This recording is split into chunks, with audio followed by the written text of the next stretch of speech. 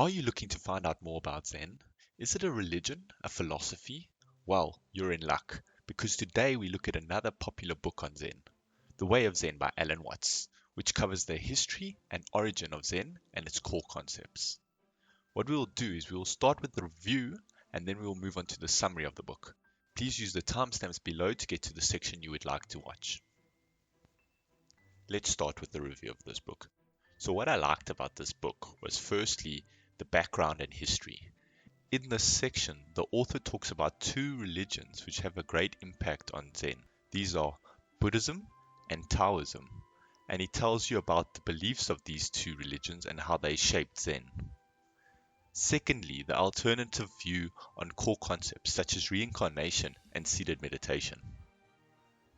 And thirdly, it's written by a Westerner, so he explains concepts better to the Western audience.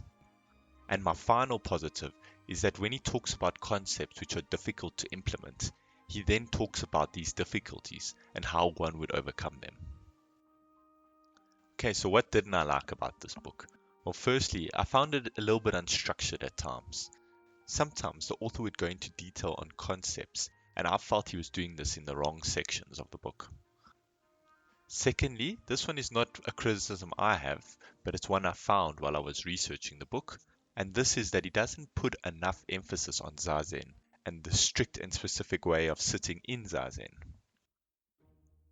Thirdly, this book introduces a lot of new words and concepts, which are very typical in Eastern philosophy, and if you are new to this, it can be quite overwhelming and difficult.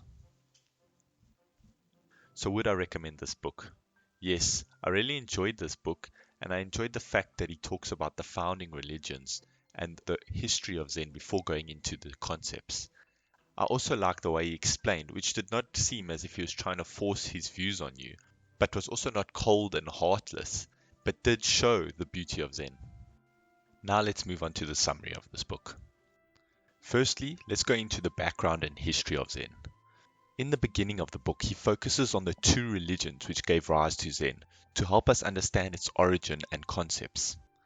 These are Taoism and Buddhism. He then moves on to describing the difficulties between translating texts between the East and the West. And what he says is that words are limiting and can only transfer concepts if both parties share the same ways of thought. And due to the large difference between Eastern and Western thoughts, this can lead to difficulties portraying these concepts. And if you'd like to know about the two religions which gave rise to Zen, let me know in the comments below and I'll create another video. Otherwise, you can read his book which covers them in detail. I've left a link in the description below to get a copy on Amazon. Okay, so what are the differences between Zen and other schools of Buddhism? So firstly, Zen is more direct. An awakening is seen as something quite natural, not a superhuman achievement that requires lifetimes of practice. Secondly, it's simple and it's not difficult to follow. And thirdly, they have a direct way of teaching, as it points directly and openly to the truth, and does not trifle with symbolism or ceremonies and other types of practices that aren't necessary. Fourthly, Zen puts more focus on achieving samadhi while continuing to work as well as keeping one's passions alive. This is in contrast to focusing on purifying the mind through discipline and practice in normal Buddhism. And fifthly, they have developed Koans, which was developed as they needed a way to standardize the teachings so that they could know which people were true masters.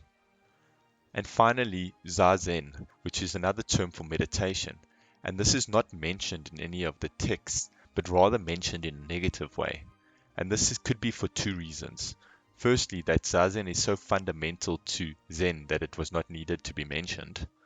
Or secondly, they were criticizing the type of meditation which was practiced for a purpose, instead of just sitting to sit. Next, let's move on to the principles and practice section of this book. There are only two main principles that he talks about in this book. The first one being empty and marvelous, or there is nothing further to seek. I want to start off with a beautiful poem by Zazen, which goes, "The perfect way is without difficulty, save that it avoids picking and choosing. Only when you stop liking and disliking will all be clearly understood. A split hair's difference, and heaven and earth are set apart. If you want to get the plain truth, be not concerned with right and wrong. The conflict between right and wrong is the sickness of the mind. And this poem shows the main goal of Zen, which is not to apply effort to silence feelings and cultivate a bland indifference, but to see through the universal illusion, and that what is pleasant and painful are interlinked and necessary. And this can be seen by any individual, as you can only be comfortable so long as your memory of discomfort remains. The simplicity of this logic is designed to upset the illusion of the mind, which believes over time that things can be made constantly better. For if this was not possible, then man's life would lack all meaning and incentive, and therefore the only alternative to this constant striving would be a mere static existence.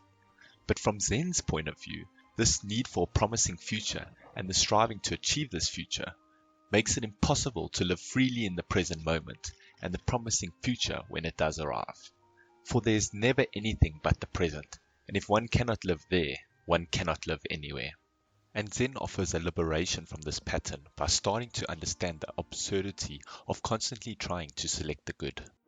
As the more one succeeds, the greater the need to succeed. For example, with money. The more money you have, the more possessions you have, and therefore the more money you need to keep those possessions. And this creates a vicious circle.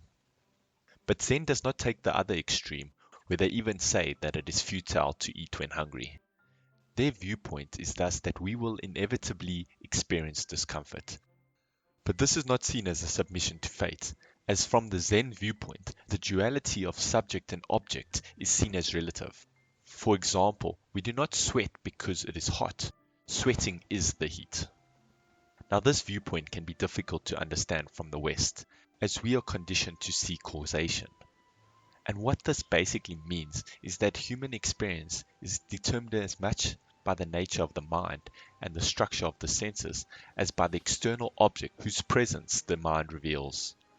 And people can often at times feel like victims or puppets of their experience because they separate themselves from their minds, thinking that they did not ask to be born or experience the frustration of alternating pleasure and pain. But Zen asks us to find out who did not ask to be born and who it is that has this mind. And upon contemplation, the illusion of separation can be revealed, and there is no myself apart from the mind-body which gives structure to experience. And here Zen also believes that the consistency of the mind to be false, and the mind of a boy is not the same mind of the man the boy becomes. And it is said that Zen begins at the point where there is nothing further to seek, and nothing to be gained. The difficulty thus lies in shifting one's attention from the symbolic self to the true self. But so long as we think over ideas in our mind, such as, I am not the idea of myself, this is still a mere abstraction. Just like reading a difficult book, we do not think that I should be concentrating, because then our focus is on concentrating and not on the book. And just like in Zen, we must not get caught up in the ideas and teachings. This is why the masters often said and did strange things to their students, to help them wake up and stop them getting lost in conceptualization. Okay, and then our second principle is sitting quietly and doing nothing, or creating spontaneity or naturalness. So Zen stresses the importance of naturalness. And what is this naturalness they talk of? Well, this is any action that occurs when the mind does not try to control itself, like opening the mouth compared with the mouth being forced open with the fingers. And as Yunmen says, in walking, just walk, in sitting, just sit, and above all, don't wobble.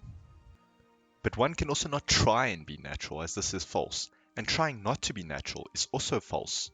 The focus is on allowing the mind to act on its own. This is not an exclusion of thinking, but action without trying to observe and check the action from the outside. And therefore one comes to the conclusion that one cannot be intentionally unintentional. Therefore one needs not to do or try anything, as all actions are naturally spontaneous, as all individuals are already Buddhas. And Koans are the master's attempt to teach his students to act spontaneously without thought. And this does not mean that we always act impulsively, but rather rids oneself of second thoughts. Okay, now let's move on to two other things he talks about. These are Zazen and the Koans. The first one, Zazen, is very similar to meditation, but has a few key differences.